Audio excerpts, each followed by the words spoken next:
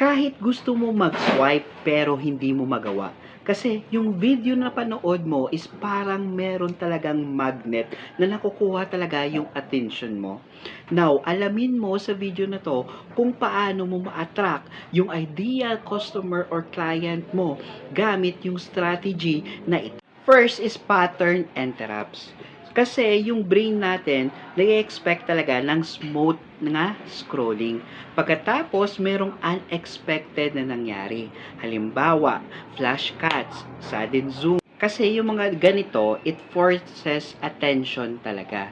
So, ano ba yung dapat mong gawin? So, gumamit ka ng scene na nag-change talaga every 2 seconds. Kasi ito, nangyayari is nabe-break ya yung visual pattern. Next naman is curiosity gap. So, yung brain natin, kailangan talaga ng close information gap. So, dapat gumamit ka or mag-create ka ng mystery sa hook mo. Make them wonder what comes next. Third, social proof triggers. So, pinapanood natin kung ano ba yung pinapanood ng karamihan. Kasi, yung brain natin is pinafollow talaga yung crowd automatically. So, kapag yung video na yan is maraming views, likes, comments, syempre, papanoodin din yan ng karamihan. Fourth at pinakalas at pinaka-importante talaga is yung completion bias.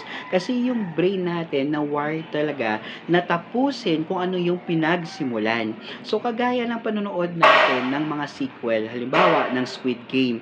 So, meron season 1, season 2, at patapusin natin sa season 3. So, kung meron ka natutunan sa video na to, huwag mo kalimutan mag-comment yes below.